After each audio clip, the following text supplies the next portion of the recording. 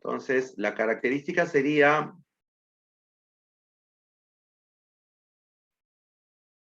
¿25? Claro, sería el 25%, pero más el otro factor que es el factor RH. Dice que el varón es RH positivo, entonces sería, vamos a poner que sea híbrido, y que la mujer es totalmente recesiva. Ya, igual, entonces sería un cuarto, un cuarto. La respuesta sería 1/16, porque cuando se habla de probabilidades tienes que sumar las probabilidades. Si es un cuarto para que sea O y un cuarto para que sea RH negativo, entonces un cuarto más por un cuarto sería 1/16. La respuesta sería 1/16, porque se suman las probabilidades en este caso. ¿Estamos de acuerdo? Esa sería la respuesta. ¿Estamos? O negativo. ¿De acuerdo? Esa es la clave. Bien, muchachos, ahora sí, voy a cerrar acá y vamos a empezar. Y vamos a empezar con esto. Acá. Eso es lo que nos faltaba de la semana pasada. La semana pasada empezamos citogenética, ¿se acuerdan? Estábamos hablando acerca de la herencia post-Mendel, que es una herencia que aparece después de Mendel. Una herencia post-Mendel que aparece después de Mendel. ¿Estamos de acuerdo? Muy bien. Entonces, esta herencia post-Mendel, ya te la había hablado, hay una herencia autosómica dominante, una herencia autosómica recesiva, ¿de acuerdo? Entonces, estábamos hablando también acerca de el grupo sanguíneo, el factor RH, pero ahora nos vamos a una herencia interesante, que es la herencia que tiene que ver con el sexo. La herencia que tiene que ver con el sexo, muchachos, la herencia que tiene que ver con el sexo, básicamente tiene tres aspectos. Tiene tres aspectos, y quiero que lo entiendas de esta manera. Hay una herencia ligada al sexo. Herencia ligada al sexo. ¿Ya? Esa herencia ligada al sexo es los caracteres que están básicamente localizados en el cromosoma X. Herencia ligada al sexo es la que está localizada en el cromosoma X. Hay otra herencia que la llamamos herencia restricta al sexo. La herencia restricta al sexo, ahorita voy a regresar, no se preocupe. La herencia restricta al sexo es la que está unida al cromosoma Y. La herencia restricta al sexo es la que está unida al cromosoma Y. ¿Estamos de acuerdo? Entonces, ligada al sexo está en el cromosoma X. Restricta al sexo está en el cromosoma Y. Está en el cromosoma Y. Pero hay una herencia que la llamamos influenciada por el sexo. Esta herencia influenciada por el sexo no está en ningún cromosoma sexual. O sea, no se encuentra en los cromosomas sexuales, pero se encuentra en los cromosomas somáticos. No en los sexuales, sí en los somáticos. ¿Y por qué lo llaman influenciada por el sexo? Porque está influenciada por las hormonas sexuales. Influenciada por las hormonas sexuales. Tengan cuidado en ese sentido. Entonces, si lo quieren anotar, porque acá está escrito en general, pero si lo quieren anotar, ¿de acuerdo? Entonces, escuchen. Herencia ligada al sexo es la que está unida al cromosoma X. Herencia restricta al sexo es la que está unida al cromosoma Y. Herencia influenciada por el sexo es la que está en los cromosomas somáticos, pero está influenciada por las hormonas sexuales. Está influenciada por las hormonas sexuales. ¿Queda claro? Entonces, ahí tenemos los tres tipos de herencia que tengan que ver con el sexo. Tres tipos de herencia que tienen que ver con el sexo. ¿De acuerdo? Muy bien, entonces vamos al asunto. ¿De acuerdo? Aquí va. Empezamos con esto, rapidísimo. Herencia, habla. Profesor, ¿puede volver a explicar sobre lo de las herencias? No le entendí muy bien. Ahorita voy y escúchalo porque ahorita lo voy a repetir ahora escribiendo una por una. La herencia ligada al sexo es aquella herencia donde los caracteres están ligados al cromosoma X. Están ligados al cromosoma X. En realidad, cuando se habla de una herencia ligada al sexo, ¿de acuerdo? Esto lo estudió Thomas Morgan en las moscas de la fruta. Descubrió que las moscas de la fruta tienen una determinación sexual igual que el humano, controlado por dos cromosomas, el cromosoma X y el cromosoma Y. Descubrió que algunas características estaban ligadas al cromosoma X y se heredaban de una forma totalmente diferente, de acuerdo a lo que se heredaban en otros cromosomas. Es que lógicamente, si estaban ligados al X y la determinación sexual se daba por XX y XY, el varón solamente, o el macho, tenía un solo X y la hembra tenía dos X. El macho tenía una X y la hembra tenía dos X. Bien, estos son los cromosomas sexuales. Este es el X y este es el Y. El cromosoma X es un cromosoma submetacéntrico y el Y es un cromosoma acrocéntrico. Lo que ven de rojo es una zona homóloga. ¿Qué significa homóloga? Que es una zona que se puede recombinar. Cuando nosotros hablamos de meiosis, ustedes saben que los cromosomas están apareados de a dos. Siempre los cromosomas van a estar de a dos. Todos los cromosomas, desde el par 1 hasta el par 22, son iguales. Pero cuando llegamos a los cromosomas sexuales, en el hombre hay X y Y. Entonces, estos cromosomas en tamaño y forma son diferentes. Pero ¿se pueden recombinar? Sí. ¿Y cómo se pueden recombinar? A través de estos puntos. Estos puntos son puntos de recombinación, porque son puntos homólogos, que tienen genes que pueden compartirse entre los dos cromosomas. Pero lo que está acá de gris se le llama la región diferencial, o la región diferente. Esta región diferencial, o región diferente, ¿de acuerdo? Esta región diferencial, o región diferente, ¿de acuerdo? Es una región que contiene genes que solamente se van a expresar con el X, o sea, solamente los van a tener los que tienen el cromosoma X. Y a estos genes los llamamos genes ginándricos, porque están ligados al X, ¿de acuerdo? Y en esta zona gris del cromosoma Y vamos a encontrar genes que solamente se van a ver en el hombre, solamente en el hombre, y se les llama genes holándricos. Entonces, te pregunto, el hombre tiene cromosoma XY. XY. Por lo tanto, va a poder expresar estos genes ginándricos porque tiene el X y el hombre también va a tener los genes holándricos, que son el Y. En la mujer solamente hay X. En la mujer solamente hay X. Entonces, solamente los caracteres del X se van a ver en este caso, solamente los del X. Los del Y no se van a ver en la mujer. ¿Estamos de acuerdo? Entonces, lo mismo tenemos acá. Este es un cromosoma XY y este es el cromosoma X. La región homóloga, que se puede recombinar, pero esta zona tiene genes holándricos que solamente se van a ver en el hombre. Y esta zona tiene genes ginándricos y son genes ligados al sexo, que se van a ver tanto en el hombre como en la mujer, porque el hombre y la mujer tienen X. El hombre y la mujer tienen X. El hombre y la mujer tienen X. ¿Estamos de acuerdo? Muy bien, entonces, hoy día empezamos trabajando con la herencia ligada al sexo. Ya, recuérdenlo, herencia ligada al sexo. Son genes ligados al cromosoma X. Genes ligados al cromosoma X. Y se van a expresar tanto en hombres como en mujeres, porque los hombres y las mujeres tienen cromosoma X. ¿Queda claro? ¿De acuerdo? Sí, son los telómeros. Tienes razón, Sandy.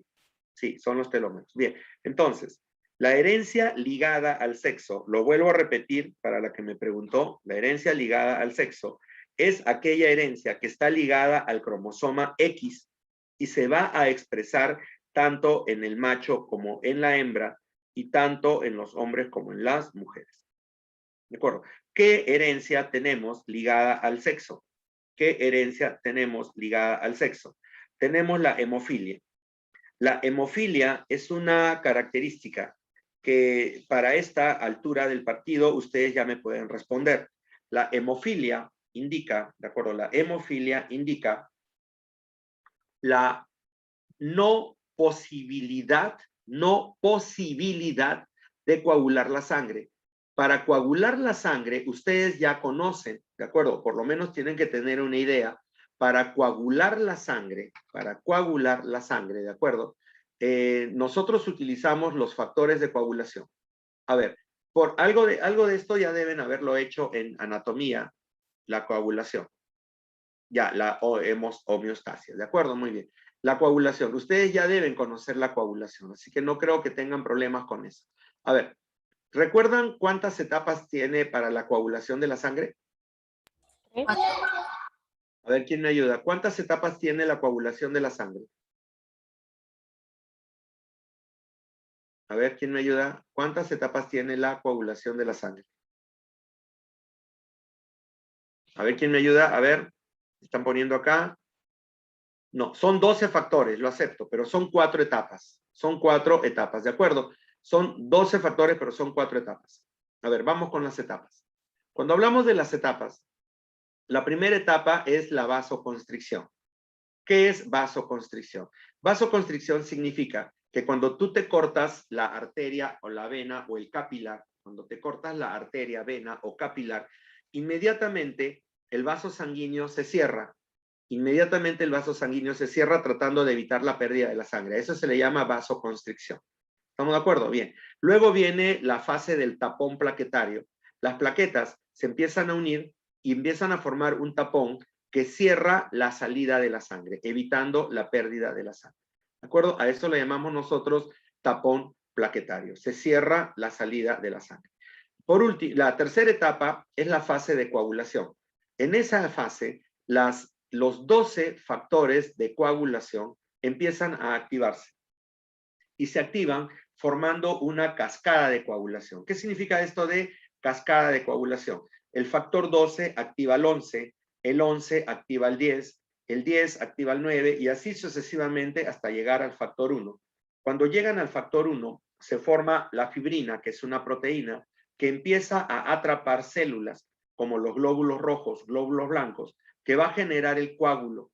Y cuando se genera el coágulo va y cierra el vaso sanguíneo, evitando la hemorragia. Eso es coagulación. Ya después de eso, la última etapa, que es la cuarta etapa, es la etapa de la fibrinolisis, que es la destrucción del coágulo, porque lógicamente has formado el coágulo para regenerar, pero después el coágulo tiene que ser eliminado para permitir que la sangre siga circulando. Muy bien. El problema aquí es justamente en la fase de coagulación, donde los factores de coagulación tienen que activarse. Entonces, como te he dicho, estos factores de coagulación se van activando uno a continuación de otro. La pregunta sería, ¿y qué pasa si uno de estos factores falla? ¿Qué pasa si uno de estos factores falta? Ya, si falta, la cascada no se va a dar. Si falta, la cascada no se va a dar. ¿Estamos de acuerdo? Entonces, hay 3 tipos de hemofilia. El factor 8, que es la hemofilia, la falta del factor 8 es la hemofilia tipo A. El factor 9 es la hemofilia tipo B, ¿de acuerdo? Y el factor 10, el factor 11 es la hemofilia tipo C. Entonces tenemos la hemofilia tipo A, la hemofilia tipo B y la hemofilia tipo C. La A es por el factor 8, la B es por el factor 9 y la C es por el factor 11. ¿Estamos de acuerdo? Entonces ahí tenemos los 3 tipos de hemofilia. Esta hemofilia se presenta como un alelo dominante y un alelo recesivo. Si eres dominante, eres normal, pero si eres recesivo, eres hemofílico. ¿De acuerdo? El alelo dominante es normal y el alelo recesivo es hemofílico. Entonces, en el caso de las mujeres, ¿de acuerdo? Vamos a tener 2X. Entonces, la mujer puede ser homocigota, por lo tanto es una mujer sana. La mujer puede ser híbrida y se le llama mujer portadora. Y la mujer puede ser recesiva y se le llama mujer hemofílica. En el caso del hombre, que solamente tiene un solo cromosoma X, el hombre puede ser sano o puede ser hemofílico. Sano o hemofílico. ¿Estamos de acuerdo? Hombre sano, hombre hemofílico. Si quieren ver cómo se podría trabajar este tipo de problemas, lo tienes acá. Esta es una mujer portadora y esto es un hombre sano. Cuando la mujer es portadora, ella hereda su gen al hijo y a la hija. En el hijo genera la enfermedad, o sea, en el hijo genera la hemofilia. Y en la mujer genera una mujer portadora. O sea, la mitad de los hijos sale sano y la mujer, la mitad de la, o sea, mira, la mitad de los hijos sale sano y la mitad de los hijos sale hemofílico. La mitad de las hijas sale sana y la mitad de las hijas sale portadora. Cuando el papá es el hemofílico, en este caso, si el papá es el hemofílico o el papá tiene el gen de la hemofilia, las hijas son las que van a heredar el cromosoma. Los hijos no, pero las hijas sí lo van a tener. Entonces vas a tener la mitad de las hijas portadora y la mitad de las hijas, bueno, todas las hijas portadoras, mejor, todas las hijas portadoras.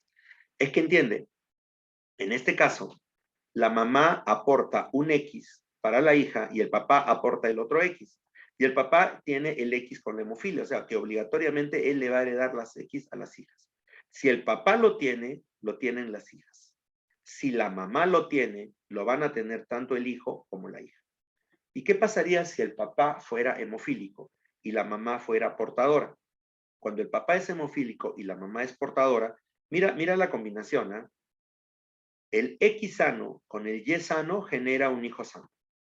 Pero ya después todos los demás van a estar alterados. El X del papá con el X de la mamá sano genera una niña portadora. El X del papá y el X de la mamá con la hemofilia genera una niña hemofílica. El X de la mamá portado, o el X con la hemofilia y el Y del papá genera un niño hemofílico. Entonces, te estás dando cuenta cómo se produce esta combinación. ¿De acuerdo? Esta es hemofilia. La otra alteración es el daltonismo. El daltonismo es una alteración a nivel de los ojos, de la visión. Ustedes saben por anatomía que la retina es la capa más profunda del ojo donde encontramos dos tipos de células. Encontramos a los conos y a los bastones. Conos y bastones. Los conos son los que captan color. Los conos son los que captan color. ¿Qué significa esto? Los conos son células. Los bastones captan color en blanco y negro, pero los conos captan todos los colores. Los conos son células que codifican en su ADN una proteína que atrapa las longitudes de onda. Entonces, en otras palabras, estas células tienen una proteína que atrapa una longitud de onda. Cuando la longitud de onda llega, excita a la proteína libera su electrón y el electrón viaja por el nervio óptico y llega hacia el cerebro para que tú veas el color que estás observando. Entonces, en el caso del daltonismo, estos conos están alterados, o sea, estos conos han sufrido una mutación en su ADN y ya no producen la proteína para captar el color. Entonces, por lo tanto, van a tener dificultades en captar ciertos colores, o sea, no van a poder captar esas longitudes de onda. ¿Qué colores? Rojo, verde, amarillo y azul. Esos son los colores, ¿de acuerdo? Ahora, el daltonismo se hereda igual que la hemofilia. El alelo dominante es normal y el alelo recesivo es el daltónico. Entonces, en el caso de las mujeres, como tiene dos cromosomas X, puede ser homocigota sana, homocigota dominante sana, híbrida, portadora y recesiva, mujer daltónica. Recesiva, mujer daltónica. ¿Estamos de acuerdo? Muy bien. Ahora, en el caso del varón, como tiene un solo cromosoma X, la característica es o tiene el alelo dominante y es un varón sano, o tiene el alelo recesivo y es un varón daltónico. ¿Estamos de acuerdo? Muy bien. Entonces, en el caso del daltonismo, se parece mucho a lo de la hemofilia en la herencia. Lo estás viendo acá. La mujer es portadora del daltonismo, el hombre sano. ¿Qué te dije? Que cuando la mujer es daltónica, ¿a quién le pasa su alelo? Esta mujer daltónica le puede pasar su alelo a su hija y la convierte en una mujer portadora. Y le pasa el alelo al hijo y lo convierte en un hombre daltónico. La mamá se la da al hijo y a la hija. ¿Estamos de acuerdo? En cambio, si el papá lo tuviera, el papá solamente se lo da a las hijas. Si el papá es daltónico y la mamá es portadora, la mitad de las hijas salen portadoras y la mitad salen daltónicos. En el caso de que la mamá sea la portadora, le va a dar el alelo a la hija y le va a dar el alelo al hijo, generando un hijo daltónico.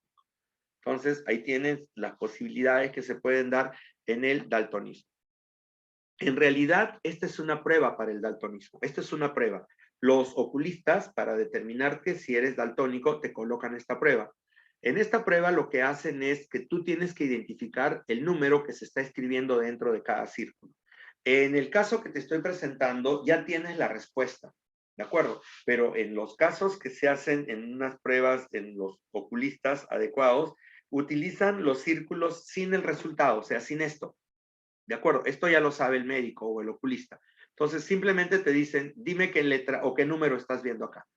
Lo normal sería 3, 5, 6, 12, 29, 42, 45 y 74. Con esto, ¿qué te están dando a entender?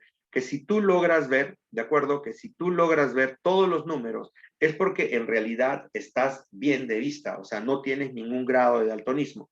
Pero en algunos casos no logran ver. Hay algunas personas que no logran ver los colores adecuadamente. Entonces, ¿qué pasa? Tienen cierto grado de daltonismo. Esto no te va a matar, no te va a causar ningún tipo de problema, solamente que tienes que saber que los colores tú los vas a ver medios cambiados. Entonces, si tú aprendes eso, no hay ningún problema. Ya todo lo demás, simplemente tú ya sabes en qué tonalidades las vas a ver y vas a tratar de solucionarlo. Pero no hay cura. Acuérdate que es un problema genético y no hay cura. ¿De acuerdo hasta ahí? Entonces, esto es el daltonismo. Muy bien, excelente. Los felicito a los que tienen visión normal. Ahora, vamos a la herencia restricta al sexo, ¿de acuerdo? Vamos a la herencia restricta al sexo. La herencia restricta al sexo es la herencia en la cual nosotros vamos a encontrar genes que están localizados en el cromosoma Y y solamente se van a ver estas características en el hombre, solamente en el hombre. La mujer no los va a tener. Entonces, en este caso tenemos la hipertricosis, que es un exceso de pelo en la oreja. Esto es hipertricosis. Hay un gen que se le llama factor de diferenciación testicular, que es el que ayuda a que los testículos empiecen a funcionar y empiecen a producir una buena cantidad de testosterona. También se hereda por el cromosoma Y. Hay otra característica que se le llama ictiosis. ¿Qué es la ictiosis? La ictiosis es cuando se produce una piel escamosa. ¿Qué significa esto de piel escamosa? Es como si la piel se estuviera totalmente escamando constantemente. ¿De acuerdo? Es como si se estuviera escamando constantemente. Entonces, a eso lo llamamos nosotros una ictiosis. A eso se le llama a nosotros ictiosis. ¿De acuerdo? Ya. Esta ictiosis es como si tuvieras, por ejemplo,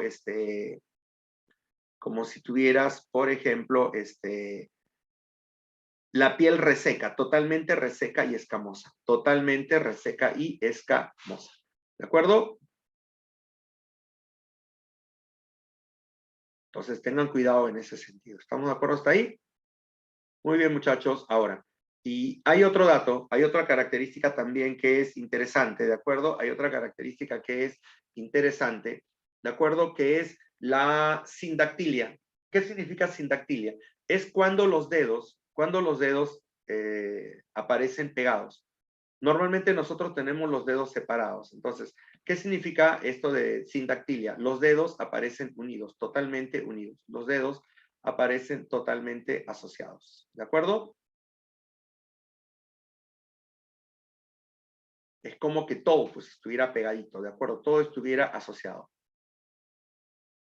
Muy bien. Ahora, muchachos, vamos con... Esta es la herencia restricta al sexo. Anótenlo, por favor. En herencia restricta al sexo tienes el exceso de pelo en la oreja, tienes el factor de diferenciación testicular, tienes la ictiosis, que es cuando la piel se escama demasiado, y tienes la sindactilia, cuando los dedos aparecen pegados. Esto de sindactilia, muchachos, generalmente se ve a nivel de dedos del pie. Algo así, ¿de acuerdo? Dedos del pie. Y lo puedes buscar en el internet y te salen fotografías de la sindactilia, donde te vas a dar cuenta que los dedos del pie están pegaditos, asociados. Los dos dedos están pegados como por una membrana. ¿De acuerdo? Bien. Y ahora nos vamos a la herencia influenciada por el sexo. La herencia influenciada por el sexo es aquella que está localizada en cromosomas somáticos, pero está influenciada por las hormonas sexuales. Una de ellas, la más conocida, es la calvicie. En la calvicie, ¿de acuerdo? Tenemos 3 genotipos. Cuando eres homocigote dominante, tanto el hombre como la mujer van a tener cabello sin ningún problema. Pero si eres híbrido, el hombre es calvo, pero la mujer tiene cabello normal. Y si son recesivos, En este caso, tanto el hombre como la mujer tienden a ser calvos. La particularidad es que la presencia del gen recesivo y más la hormona testosterona hace que se presente la calvicie. ¿Estamos de acuerdo? Por eso es que el hombre es calvo, porque tiene testosterona. El hombre tiene testosterona. Esa es la hormona que lo identifica. Entonces, si tu familia es calva, o sea, si tu abuelo es calvo, si tu papá es calvo, pues lo siento, tú también vas a ser calvo en el momento determinado. ¿De acuerdo? No ahorita. ¿De acuerdo? No ahorita. ¿De acuerdo? Lógicamente tú ahorita eres joven y todavía no expresas esa particularidad, pero conforme va pasando el tiempo, 20, 25, 28, 30 años, el gen va a empezar a funcionar y ahí es donde va a empezar a producirse la calvicie. Así que ya saben, muchachos, si en la familia tu papá es calvo, ¿de acuerdo? Tus abuelos son calvos, tú vas a ser calvo, quieras o no. Por más implante que te pongas, por más millonada que gastes pegándote, ¿de acuerdo? El cabello, vas a ser calvo. No hay otra posibilidad. ¿Estamos, muchachos? Bien. Ya. Ahí lo tienen. Profesor, Habla. ¿cómo dijo lo de la calvicie? Cuando son recesivos, sí o sí la mujer también. Aquí está, ahí lo tienes. Estás viendo el cuadro. Lo estás viendo. Si son recesivos, la mujer es calva. Ahora, las mujeres que tienen estos alelos tienden a la calvicie cuando llegan a una edad determinada. ¿Y por qué cuando llegan a una edad determinada? Porque acuérdense que las mujeres cuando llegan a la menopausa empiezan a producir menos cantidad de hormonas femeninas. Empiezan a producir menos cantidad de hormonas femeninas. Por lo tanto, como van a producir menos cantidad de hormonas femeninas, las hormonas masculinas, acuérdense que las mujeres también tienen hormonas masculinas, ¿de acuerdo? Estas mujeres van a empezar a producir menos hormonas femeninas y van a empezar a aumentar las hormonas masculinas y pueden generar calvicie. Por eso es que algunas veces ustedes a sus abuelitas las ven con el cabello más ralo, mucho más pequeño o mucha menor cantidad de cabello. Y es justamente por eso, porque tienen una mayor cantidad de hormonas masculinas antes que femeninas. ¿Estamos de acuerdo? Entonces ahí tienes el dato. Esto es y acá tienes el cuadrito. Profesor, una consulta. Sí. Lo que es la herencia influenciada por el sexo, usted dijo que eran perdón, eh, los cromosomas somáticos. Somáticos, sí, somáticos. O sea, independientemente cada uno por su sexo. En los Claro. hombres sería el Y y en las mujeres el X. No. Cuando hablamos de cromosomas somáticos, estamos hablando de cromosomas que determinan tu cuerpo, no el sexo. Por eso te digo que la herencia influenciada por el sexo está entre el cromosoma 1 y el cromosoma 22. No entra con los cromosomas sexuales. No entra con los cromosomas sexuales. O sea, la característica está en cualquier otro cromosoma, menos en el X y en el Y. Pero lo que sí va a tener la característica es que básicamente las hormonas van a actuar sobre el gen y van a producir el efecto. Porque aquí lo llamamos influenciado por el sexo, es por las hormonas. Entonces, por ejemplo, hay otras características que también tienen que ver con la influenciada por el sexo. Tú sabes que el hombre tiene tetillas, pero ¿por qué no tiene busto? ¿O por qué no tiene glándula mamaria? Tú sabes que cuando el niño nace, tiene la misma glándula que la niña. O sea, el niño y la niña nacen con la misma glándula. Pero conforme el niño va creciendo y se va llenando de hormonas masculinas, esta glándula se atrofia y se va perdiendo. Y por lo tanto ya no tiene. Pero ¿qué pasaría si a ese niño o a ese muchacho le empiezo a dar hormonas femeninas? ¿Podría generar busto y glándula? ¿Lo podría hacer? ¿Sí o no? Claro, sí lo hace. Sí podría. Entonces, ahí tienes una característica que básicamente va a ser influenciada, pues. Porque si tú vas a influenciar con las hormonas, inmediatamente vas a empezar a producir esas características en tu cuerpo. Profesor, ¿Entiendes? entonces se podría decir que la herencia influenciada por el sexo viene más por el tema hormonal, ¿cierto? Exacto, es hormonal. Eso es lo que te estoy diciendo. Es más que todo hormonal. Y te lo dice acá. Están influenciados por las hormonas masculinas. En este caso, porque estamos hablando de la calvicie, pero es hormonal, 100% hormonal. No por cromosomas, sino por hormonas sexuales. ¿Ahora sí? Sí, profesor. Ya, entonces pasamos con esto, ¿de acuerdo? Ya tenemos la herencia influenciada por el sexo. Entonces, muchachos, ya tenemos el dato y creo que no tengan problemas en ese sentido. Entonces, ya tenemos la herencia ligada, la herencia restricta y la herencia influenciada por el sexo. Ahora, vamos a hablar de una herencia mitocondrial. Cuando hablamos de la herencia mitocondrial, muchachos, te voy a decir que cuando ocurre la fecundación, cuando el óvulo y el espermatozoide se juntan, el espermatozoide lo único que aporta el espermatozoide es el núcleo con los cromosomas. Lo único que aporta es el núcleo con los cromosomas. ¿Entiendes? Lo único que va a aportar es el núcleo con los cromosomas. Pero el óvulo va a aportar la célula con todas las estructuras, incluso con sus mitocondrias. Entonces, nosotros sabemos que las mitocondrias tienen su propio ADN. Entonces, ese ADN te va a dar características nuevas, pues. Ese ADN va a permitir que tú tengas características nuevas. ¿De acuerdo? Entonces, estas características nuevas, ¿de acuerdo? Pueden generarte algunas enfermedades. O sea, ¿qué enfermedades podemos nosotros encontrar que se heredan por herencia mitocondrial? ¿De acuerdo? Por ejemplo, vamos a encontrar la miopatía mitocondrial sin afectación ocular. Miopatía son alteraciones a nivel del músculo. Miopatía son alteraciones musculares. ¿Estamos de acuerdo?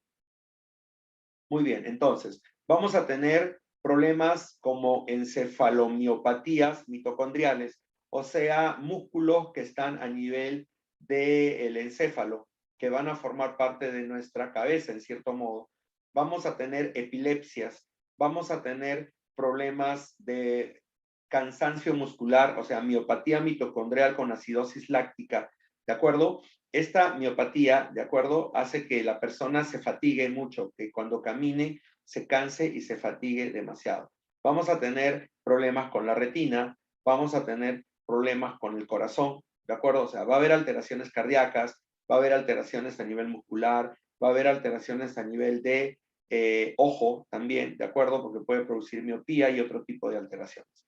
Entonces, esas son las afecciones que se heredan por mitocondrias. Mira, ojos, epilepsia,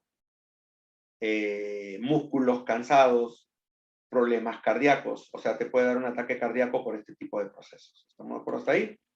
Entonces, a eso lo llamamos nosotros, básicamente, enfermedades mitocondriales. Bien, ahora entramos a lo que es el capítulo de la citogenética. ¿Qué estudia la citogenética? La citogenética estudia los cromosomas de un individuo. La citogenética estudia a los cromosomas de un individuo, ¿de acuerdo?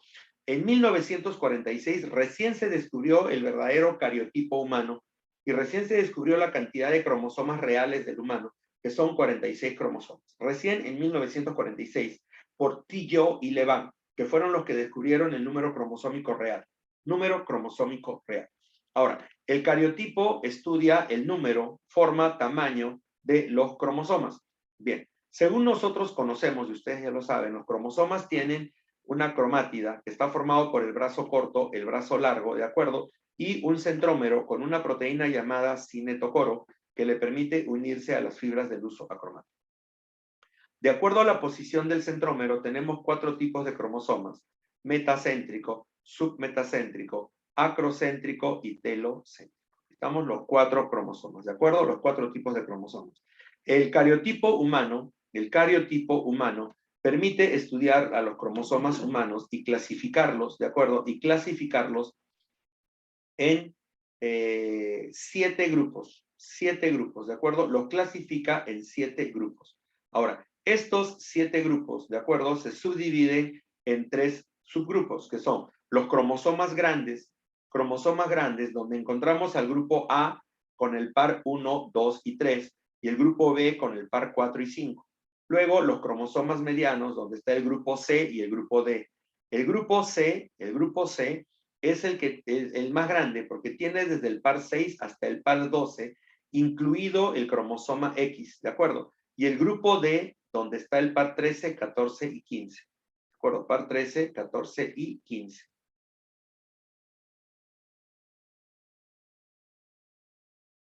Ahora, el grupo, el de los cromosomas pequeños, el de los cromosomas pequeños, ¿de acuerdo?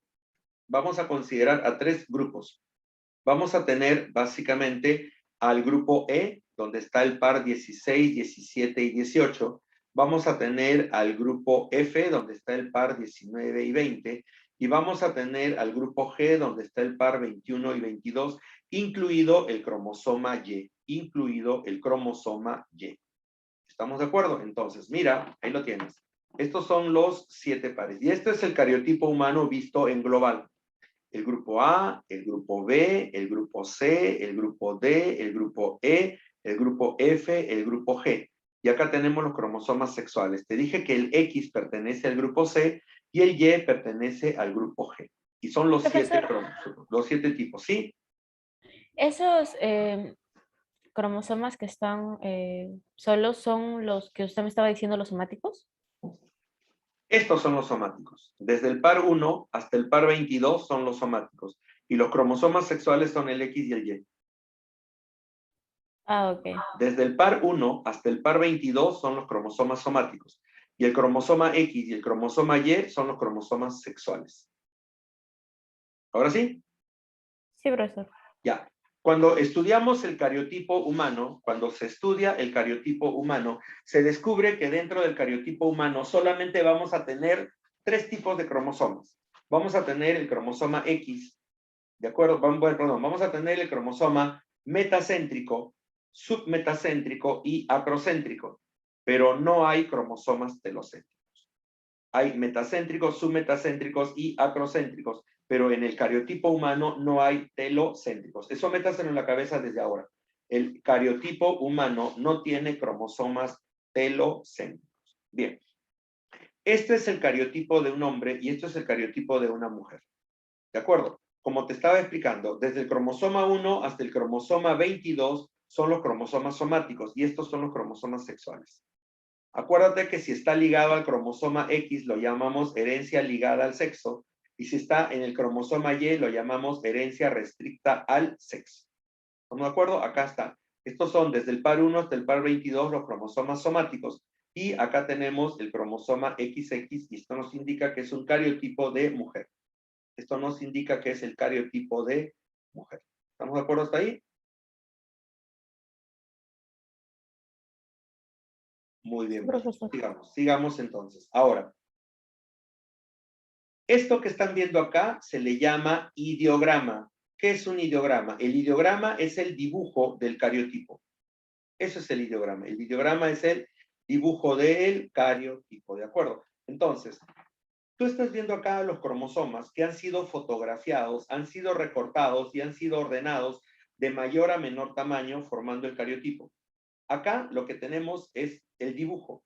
Hemos dibujado a estos cromosomas, ¿de acuerdo? Considerando las bandas que ustedes están viendo acá, y lo que hemos hecho es sacar el ideograma. A esto lo llamamos nosotros ideograma, que es el dibujo de los cromosomas, ¿de acuerdo? El ideograma es el dibujo del cariotipo.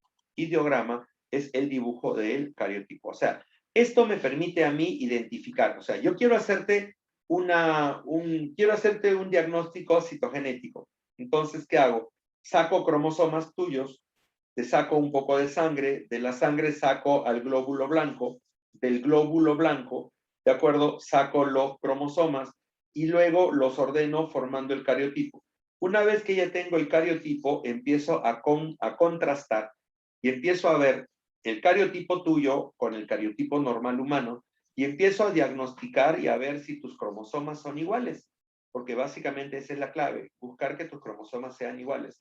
Y donde hay alguna anormalidad, entonces, ya acá ha habido alguna mutación y acá va a ocurrir algún tipo de proceso o cambio. Entonces, ahí tienes al cariotipo y tienes al ideograma. Punto. Ahora, ¿qué son las mutaciones? Las mutaciones son básicamente cambios que se van a dar a nivel del material genético, ¿de acuerdo? Para nosotros, dentro de lo que es la citogenética, hay 2 tipos de mutaciones. Mutaciones estructurales y mutaciones numéricas. Cuando hablamos de mutaciones estructurales es porque la estructura del cromosoma o la estructura del ADN ha cambiado. Y cuando hablamos de mutaciones numéricas es porque el número cromosómico ha sido alterado. Entonces, Una primera mutación es una mutación génica o puntual. Mutación génica o puntual. Esta mutación génica o puntual, ¿de acuerdo? Esta mutación génica o puntual nos dice que lo que ha cambiado es una base nitrogenada. O sea, estamos cambiando una base nitrogenada. ¿De acuerdo? Entonces, al cambiar la base nitrogenada, se está cambiando el código, pues. Y al cambiarse el código, lógicamente, estamos dando origen a una nueva proteína. Estamos dando origen a una nueva proteína. Si tú observas bien lo que está pasando, ¿de acuerdo? Mira, en este código tenemos guanina, adenina, guanina. Guanina, adenina, guanina. ¿Estamos de acuerdo? Muy bien. Ahora, ha ocurrido una mutación. En vez de adenina, ahora aparece timina. Mira, su base complementaria va a ser adenina. Acá su base complementaria es timina. En la parte normal, cuando tú copias el ADN para dar origen al ARN, tú vas a copiar un codón que es GAG. Y ese codón GAG es el que va a permitir el código de la glutamina, que va a formar parte de esta proteína. Pero cuando le cambiamos una base nitrogenada, mira el codón que estás formando, GUG. Y el GUG codifica a valina. Entonces, le has cambiado un aminoácido en la proteína y ahora has creado una proteína mutante o una proteína cambiada o alterada. Ese es el dato. Mutaciones génicas o puntuales es cuando cambiamos una base nitrogenada. Pero tenemos otra, mutaciones cromosómicas estructurales. Por ejemplo, ¿qué es la delección? Delección significa cuando se pierde un pedazo de cromosoma. Delección es cuando se pierde un pedazo de cromosoma. Mira, en este caso, este cromosoma está perdiendo este pedazo y ahora el cromosoma se ha hecho más chico o más pequeño. Delección. Duplicación es cuando este pedazo de ADN, este pedazo de cromosoma se duplica, o sea, el mismo pedazo se copia dos veces y acá lo tenemos duplicado. Duplicado, ¿de acuerdo? Inversión. ¿Qué significa cuando hablamos de inversión? Cuando hablamos de inversión, ¿de acuerdo? Significa que el cromosoma va a presentar, por ejemplo, acá lo tenemos. Imagínate que este pedazo sea 1, 2, 3. 1, 2, 3. ¿Estamos de acuerdo? Ese pedazo es 1, 2, 3. ¿Estamos de acuerdo? Bien, entonces, cuando se invierte, ahora en este otro cromosoma, ¿qué es lo que vamos a ver? Vamos a ver 3, 2, 1. Vamos a ver 3, 2, 1. ¿De acuerdo? Entonces, ¿qué ha pasado? El código se ha invertido. ¿Estamos de acuerdo? En un lado decía 1, 2, 3 y en el otro dice 3, 2, 1. Entonces, ha habido una inversión. Ahora, ¿qué es una inserción? Mira, este pedazo de cromosoma amarillo se pierde. Va y se pega en el cromosoma gris. El cromosoma amarillo ha reducido su tamaño y el gris ha aumentado porque le has colocado un pedazo más, se ha insertado. Y en el caso de la translocación se hace entre dos cromosomas. El cromosoma verde pierde un pedazo y el cromosoma rojo pierde un pedazo. El cromosoma verde se pega al rojo y el rojo se pega al verde. Entonces, mira, han modificado su tamaño y han ganado nuevas características. Esto es una mutación estructural. Mutación estructural. ¿De acuerdo? Entonces, que quede claro, eso es una mutación estructural. ¿Entendemos hasta ahí? ¿De acuerdo? Muy bien. Entonces, vamos ahora. Pero hay otro tipo de mutaciones. Por ejemplo, un ejemplo de alguna alteración estructural, un ejemplo de alguna mutación estructural que produzca un síndrome, es el famoso síndrome de Cri-du-Chat. Síndrome de Cri-du-Chat, llamado también síndrome de Lejeune. ¿Por qué? Porque él fue el primero en estudiarlo, pues. Lejeune fue el primero en estudiarlo, ¿de acuerdo? Lejeune descubre que hay una mutación en la cual se pierde el brazo corto del cromosoma 5. ¿Qué significa esto? Si regreso un poquito, acá tenemos el cromosoma 5. Su brazo corto se pierde un pedazo del cromosoma 5. Entonces, esto genera el síndrome de Lejeune. Un niño con síndrome de Lejeune, ¿de acuerdo? Un niño con síndrome de Lejeune va a tener bajo peso al nacer, cara redonda, crecimiento lento, van a llorar como gatos, por eso se le llama grito de gato o maullido de gato, ¿de acuerdo? Porque tienen esa posibilidad. tiritan o básicamente lloran como si fueran pequeños gatitos, ¿de acuerdo? ¿Por qué? Porque tienen una alteración a nivel de la laringe, por eso es que presentan ese tipo de llanto, ¿de acuerdo? Por eso lo llaman cri du chat, ¿de acuerdo? Bien, aparte de esto, estos niños sí tienen retardo mental, ¿de acuerdo? Pueden crecer, llegar hasta una edad determinada, pueden reproducirse también porque el efecto no tiene problemas a nivel sexual, pero básicamente con retardo mental. Algunos pueden nacer sin vaso y sin riñones, ¿de acuerdo? Eso es ya el problema de la alteración. Bien, ahora nos vamos a las mutaciones cromosómicas numéricas, los números cromosómicos. En este caso, nosotros sabemos que el número cromosómico normal es 46. Entonces, cualquier alteración en el número cromosómico lo vamos a llamar una mutación cromosómica numérica. En primer lugar, tenemos a las euploidías. ¿Quiénes son las euploidías? Euploidía es la alteración numérica del total de cromosomas, del total. O sea, si tú tienes 46 y la célula se queda con la mitad, o sea, con 23, estás hablando de una euploidía. Perdón, una euploidía, pero haploidía. Una euploidía, pero haploidía. ¿Por qué? Porque has reducido el número cromosómico a la mitad. Has reducido el número cromosómico a la mitad. A eso lo llamamos euploidía. ¿De acuerdo? Haploidía, porque has reducido el número cromosómico a la mitad. Pero también se puede dar el caso, en que vamos a aumentar el número cromosómico completo. ¿De acuerdo? El número cromosómico completo. Entonces, en ese caso lo llamamos poliploidía. O sea, pueden haber células que en vez de tener 24 tienen 92. Perdón, en vez de tener 46 tienen 92. O tienen 138 o tienen 184 cromosomas. Eso se le llama poliploidías. En el humano es como si multiplicaras los 46 cromosomas, ¿de acuerdo? Multiplicaras los 46 cromosomas por 2, por 3 o por 4. ¿Entiendes? Entonces, a eso se le llama poliploidía. Poliploidía, ¿de acuerdo? Bien, te cuento. En animales y plantas, la poliploidía puede ser normal, pero en humanos no hay, no hay personas poliploides. O sea, tú no puedes decir, ya, yo conozco a esa persona que tiene 184 cromosomas. Imposible. O sea, no se puede formar un cuerpo con tantos cromosomas. No se puede formar un cuerpo con tantos cromosomas. ¿De acuerdo? Bien. Pero lo que sí se puede formar son tejidos poliploides. Tejidos poliploides. ¿Y qué es un tejido poliploide? Es un tejido que tiene un número aumentado de cromosomas. Muchas veces, cuando hay un cáncer y se le hace una biopsia, encuentran que esa célula que forma parte del cáncer es poliploide. Puede ser 3 veces, 4 veces o 5 veces el número cromosómico. O sea, puedes generar masas de células anormales que pueden generar cáncer y se debe a la poliploidía. Poliploidía, ¿de acuerdo? Entonces, incremento de varias veces el número cromosómico. Ahora nos vamos a la aneuploidía. ¿Qué es aneuploidía? La aneuploidía es la pérdida o ganancia de un cromosoma.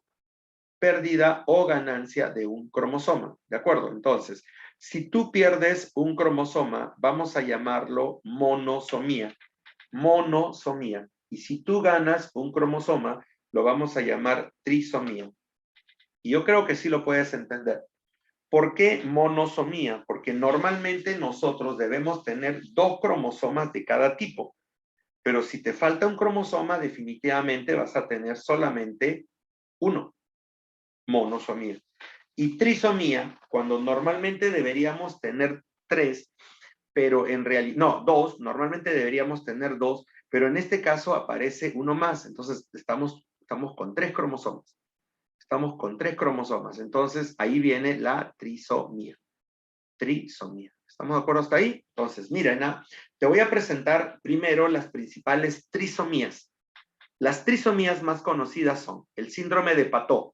El síndrome de Patot es cuando tienes 3 cromosomas del par 13. 3 cromosomas del par 13.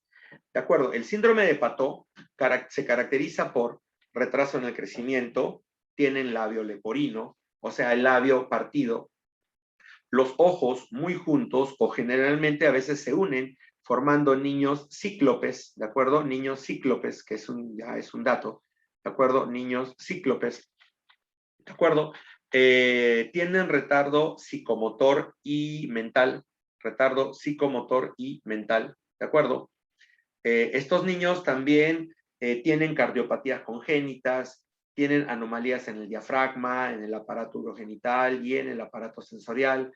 Sus músculos no tienen el tono muscular adecuado, su cerebro es muy pequeño, los ojos son muy chiquitos, ¿de acuerdo? Los testículos no descienden, ¿de acuerdo? Y a ese proceso se le llama criptorquidia.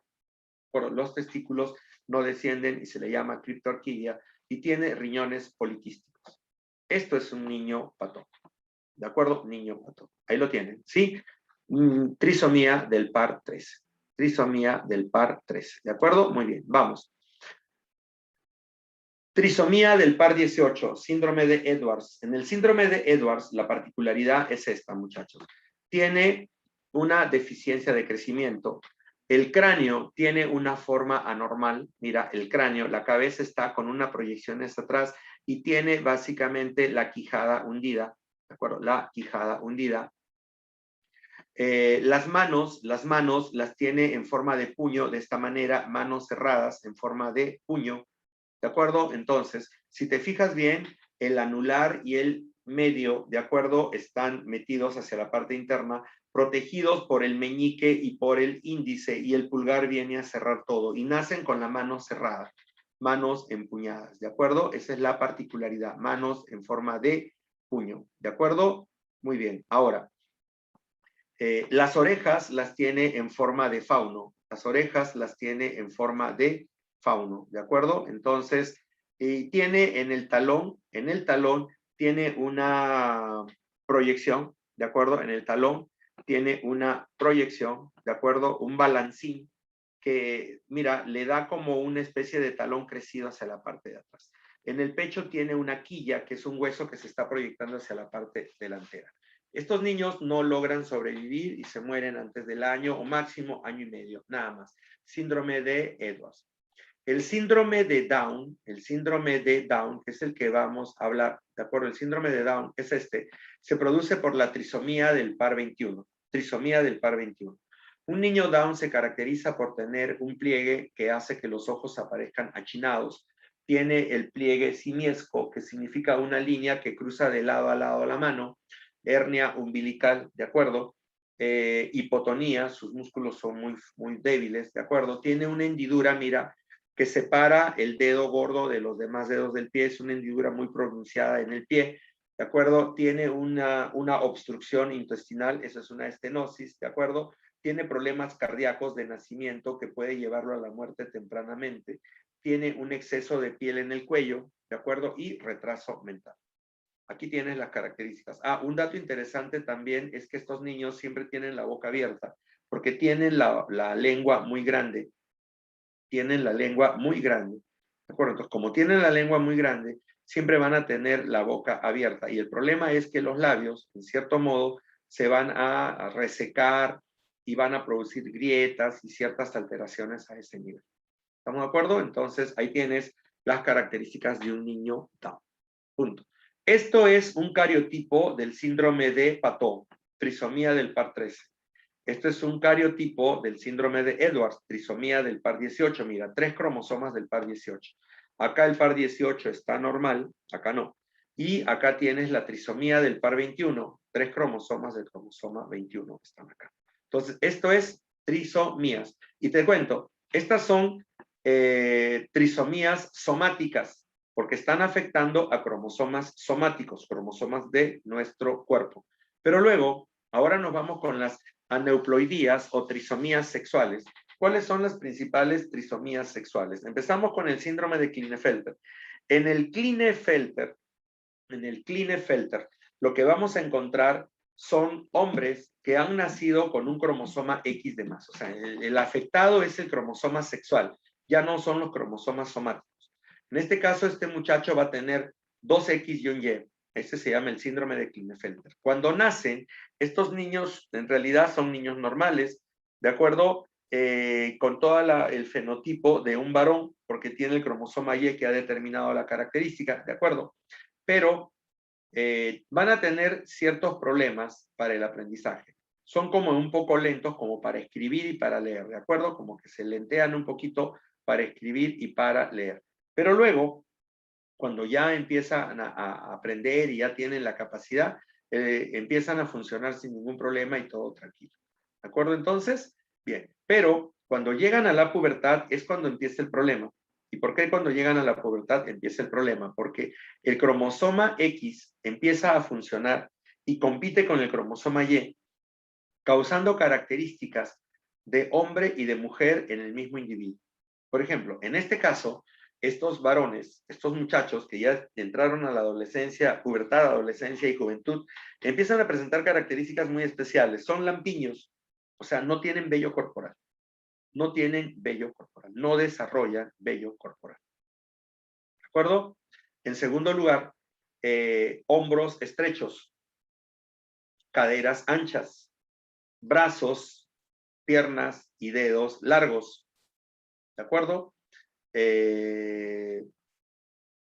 Van a tener los genitales infantiles, o sea, no, los genitales no han crecido, no crecen como deberían crecer de manera normal.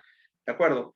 El vello pubiano es raro, o sea, no es que sea raro, es diferente, porque en el hombre el vello pubiano va desde el ombligo hacia abajo, pero en forma de rombo, o sea, se abre como un rombo, ¿de acuerdo? En el caso de las mujeres tiene esta apariencia, que tiene forma de V invertida, o de V invertida. Entonces, en el caso del Klinefelter, el vello pubiano se presenta como implantación femenina. El vello pubiano se presenta como implantación femenina. ¿Estamos de acuerdo? Bien, ahora, en algunos casos, no en todos, en algunos casos, solamente en un pequeño porcentaje, ¿de acuerdo? Se va a observar ginecomastia. ¿Qué es la ginecomastia? Ginecomastia es el desarrollo de glándula mamaria. Entonces aparece un leve desarrollo de la glándula mamaria. ¿De acuerdo? Ahora, como te dije, son lampiños, no tienen vello y tampoco tienen entradas. Tampoco tienen entradas. ¿Estamos de acuerdo? Entonces, eso es un Klinefelter. Un dato también interesante es que estos niños o estos muchachos son estériles. Son totalmente estériles. Pero estos muchachos son estériles. No logran producir espermatozoides. Esto es un Klinefelter. Ahora nos vamos con las metahembras. Las metahembras son mujeres que van a tener un cromosoma X de más. Cromosoma X de más. ¿De acuerdo? En este caso, este cromosoma hace que estas mujeres sean muy corpulentas, en cierto modo hasta muy toscas, ¿de acuerdo? Y en cierto modo hasta agresivas, se ponen un poco agresivas y son antisociales, ¿de acuerdo? Pero básicamente se pueden controlar y pueden vivir una vida normal, incluso son fértiles, pueden tener hijos sin ningún tipo de problema. ¿Estamos de acuerdo? Estas son las metahembras. Pero igual como hay una metahembra, hay un supermacho, ¿de acuerdo? ¿Y qué es un supermacho? Al supermacho lo llamamos básicamente aquel que tiene los cromosomas XYY, o sea, en este caso tiene 2 cromosomas Y. Pero te cuento, de supermacho no es gran cosa, te cuento el asunto. Son muchachos que generalmente van a tener una talla mayor a la del promedio normal. Talla mayor a la del promedio normal, ¿de acuerdo?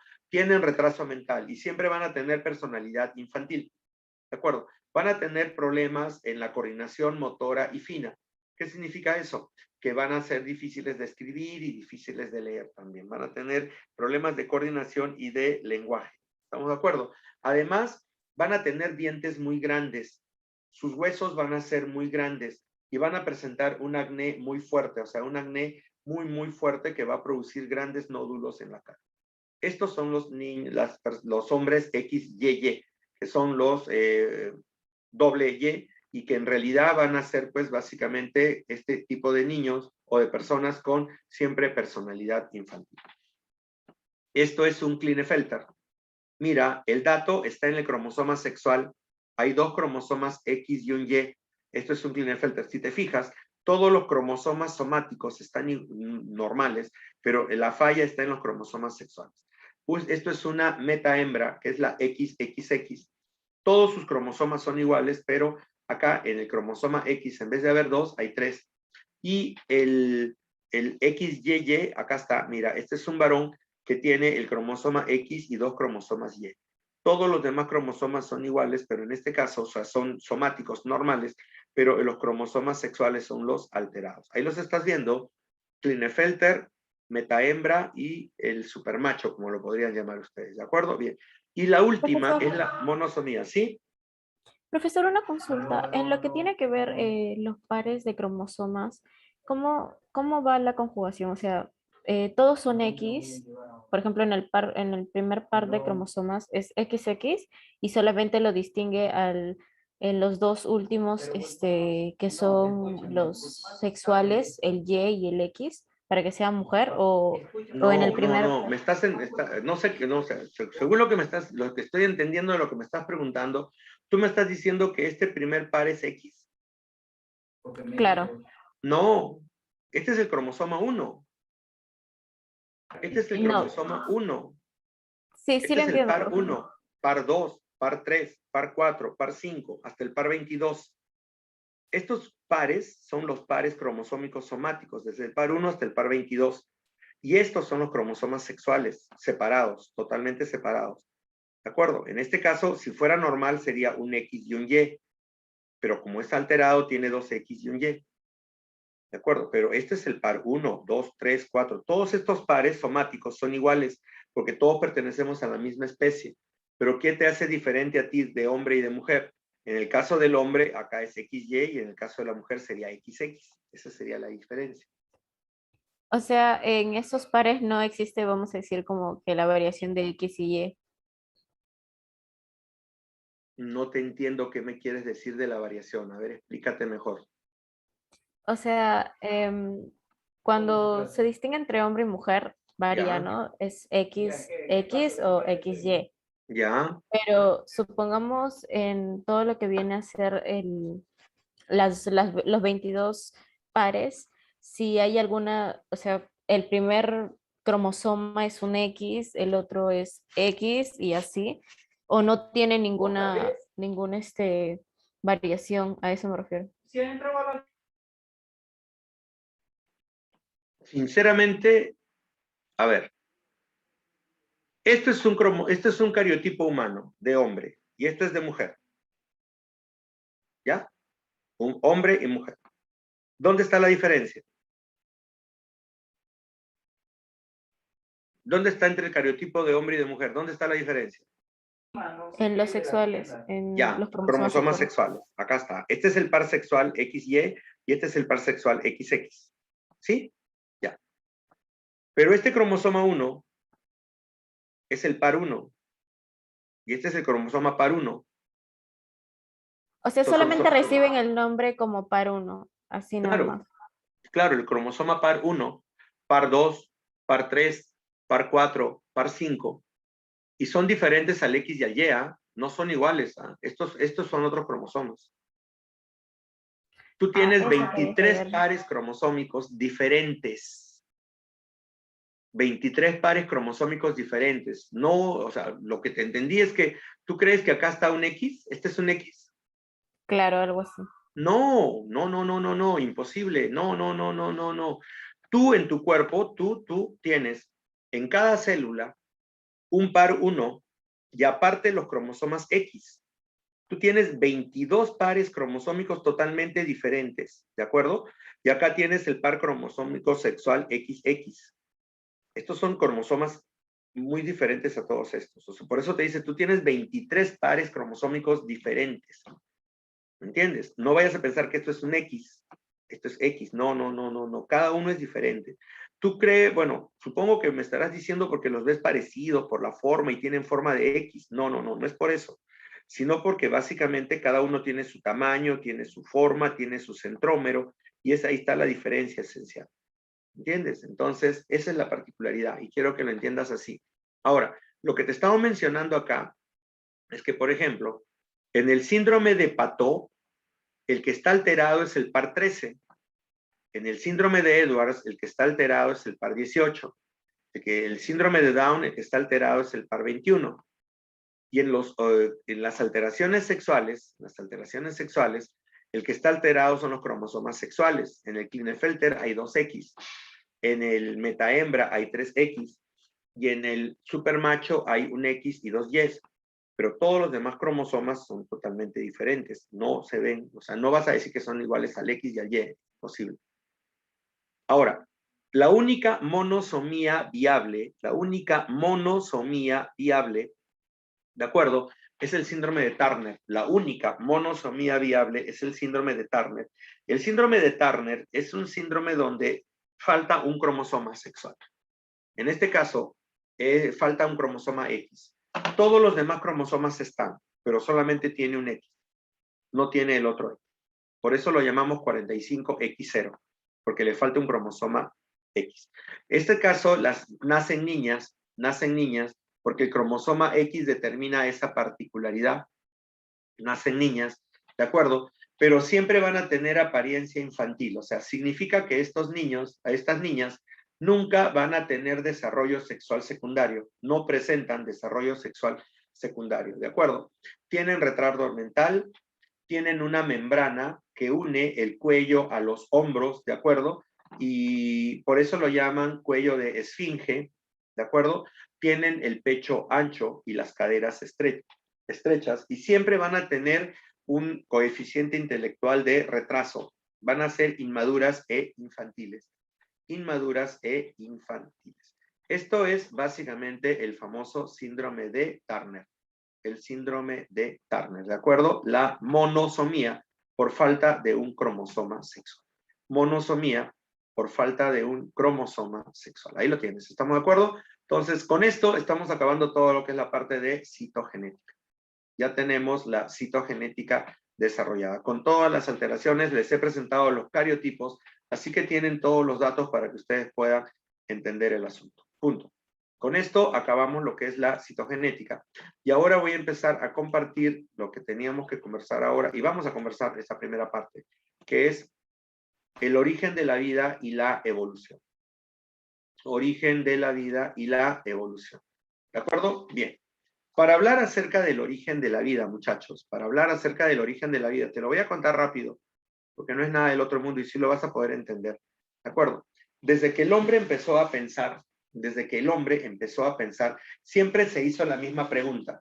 ¿De dónde viene la vida? ¿Cómo se origina la vida? ¿De acuerdo? Entonces, frente a eso, trataba de buscar respuestas.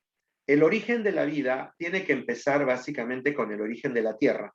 Cuando la Tierra se forma, según la teoría del Big Bang, ocurre una gran explosión termonuclear. Y de esa explosión termonuclear se generan una gran cantidad de gases que se escapan hacia millones de kilómetros de distancia del centro de la explosión.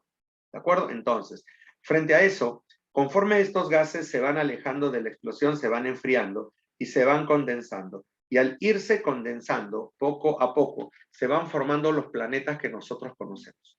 ¿De acuerdo? Entonces, a partir de esos planetas que nosotros conocemos, el tercer planeta en distancia a esta gran explosión es la Tierra.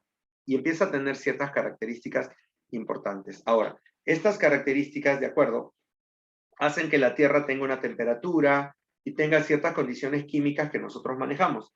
Entonces, esta Tierra, en un primer momento, estaba sin atmósfera, estaba rodeada de vapor de agua y de gran cantidad de gases, soportaba grandes temperaturas que venían del Sol, grandes radiaciones que llegaban del Sol, descargas eléctricas, y todo eso permitió que la vida empiece a originarse acá.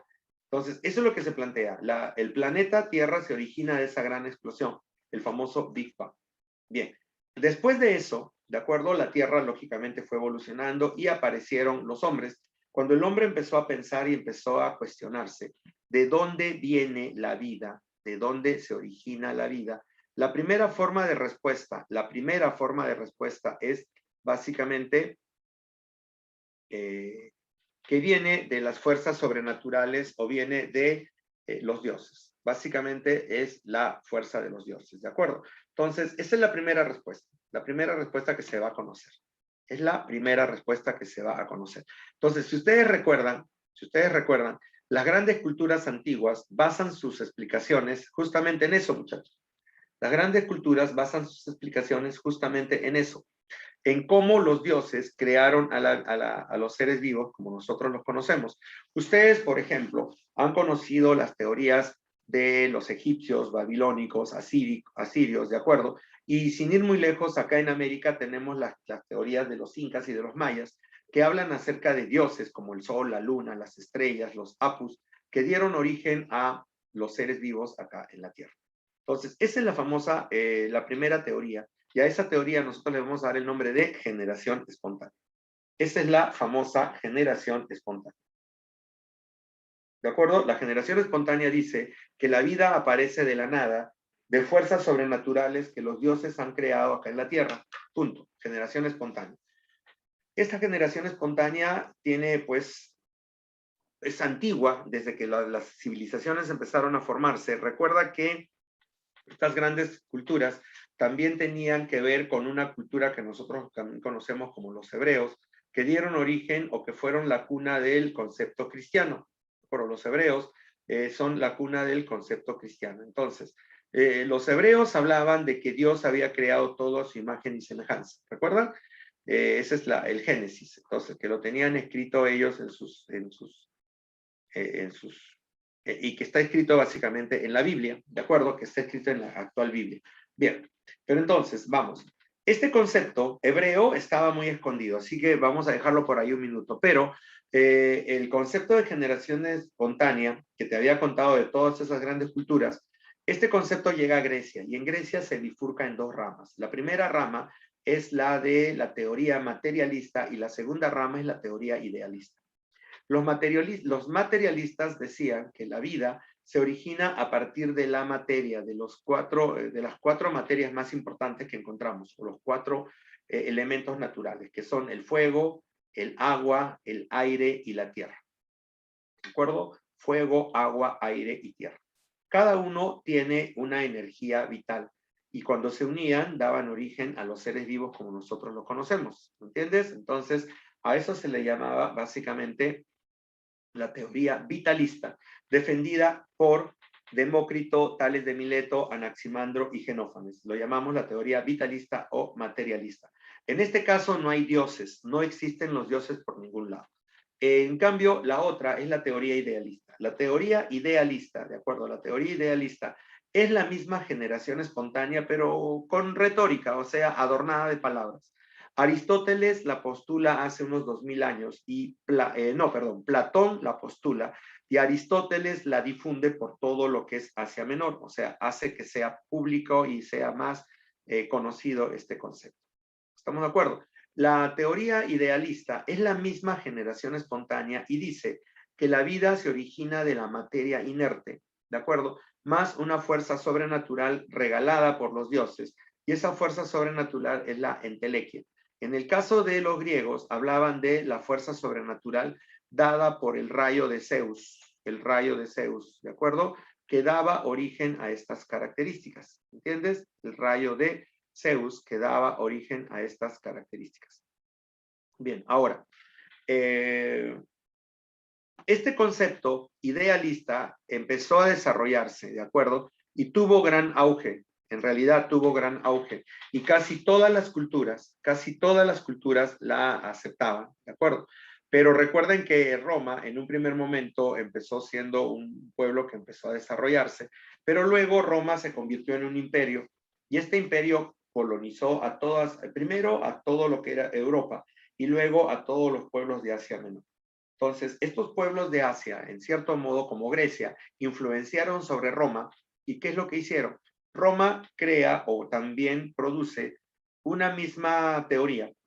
Acuérdense que los dioses griegos tienen su paralelo en los dioses romanos. ¿De acuerdo? Bien. Roma tomó el poder y este concepto idealista se hizo muy famoso y totalmente extendido por toda esa parte de Europa y Asia. Bien. Pero recuerden que en un momento determinado aparece en la historia Cristo, ¿de acuerdo? Y lógicamente Cristo trae el concepto de Dios, creador de todo lo que nosotros conocemos. Cristo era el Hijo de Dios que había llegado a la tierra y que lógicamente ese concepto empezó a como que a irse en contra de lo que planteaba pues el poder de ese momento, el poder romano, ¿no? Y en ese momento lo consideraban pues como un concepto terrorista que iba en contra del gobierno normal. Pero recuerden ustedes que este concepto cristiano poquito a poco fue desarrollándose y igual, poco a poco fue tomando más fuerza hasta que al final Roma se convierte al cristianismo, recuérdenlo. Y al final el concepto cristiano se hizo tan grande que se apoderó de todo ese concepto europeo, ¿de acuerdo? Entonces recuerden eso, por favor. Entonces, acuérdense que cuando cae la Roma pagana, como la llamaban, y el concepto cristiano se hace cada vez más fuerte, ¿de acuerdo? Aparece la Edad Nueva, la Edad Media, que como lo llamamos nosotros, porque la Edad Antigua terminó y aparece la Edad Media, ¿de acuerdo? Esa Edad Media se caracteriza porque está controlada por el cristianismo y el poder cristiano y el conocimiento cristiano se hizo muy fuerte, tanto que bloquea la ciencia y plantea la teoría del creacionismo. Dios crea las cosas a su imagen y semejanza. Y dice que no hay evolución, porque todo ha sido creado tal y cual como nosotros lo conocemos. Tal y cual como nosotros lo conocemos. ¿Entiendes? Entonces, es allí donde el concepto cristiano se hace muy fuerte, aparece todo el poder romano, el papa, y también, muchachos, un dato interesante, aparece la Inquisición. Para que cualquiera que vaya en contra de estos conceptos, lógicamente va a tener que ser eliminado, porque no podía ser aceptado. Entonces, incluso, mira, ahí tienes en 1667, Van Helmont, un médico muy reconocido de la época, mira la receta que propone para la creación de los ratones. Dice que los piojos, garrapatas, pulgas y gusanos nacen de nuestras entrañas y excrementos. Si colocamos ropa interior llena de sudor junto con el trigo en un recipiente de boca ancha, al cabo de 21 días el olor cambia y penetra a través de las cáscaras del trigo, ¿de acuerdo? Y cambiando el trigo por ratones.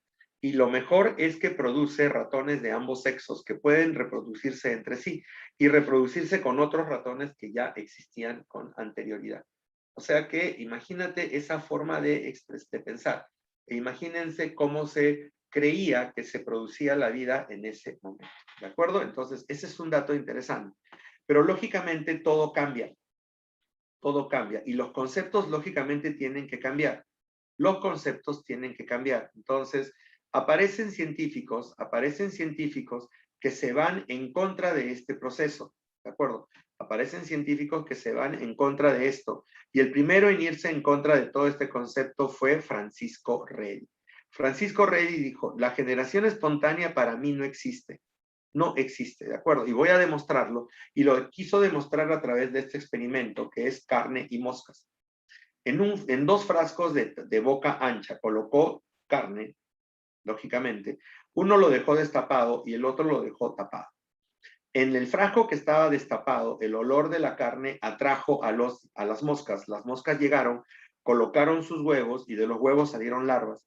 Y las larvas empezaron a alimentarse de la carne y posteriormente dieron origen a nuevas moscas. En el frasco tapado nunca ocurrió nada. Pero alguien le dijo, no, el problema es que tú has tapado el ingreso de los espíritus de las moscas a la carne. Por lo tanto, no ha habido la posibilidad. Entonces aumentemos un frasco más. Colocó un frasco, colocó la carne y colocó un tul. El tul era lo suficientemente fino para no dejar entrar a las moscas, pero sí dejaba entrar el aire. Y igual, las moscas llegaron, colocaron los huevos en el tul, pero como no tenían alimento, se morían y no dieron origen a nuevas moscas.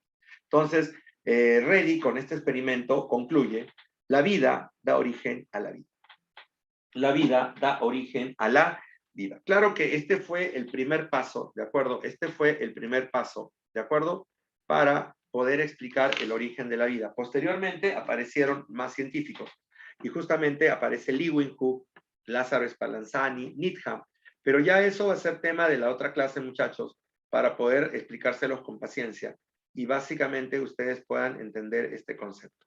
¿Estamos de acuerdo? Ya lo dejamos ahora porque ya nos pasamos un minuto de la clase para que ustedes ya también tengan su receso y yo también pueda ir al otro salón.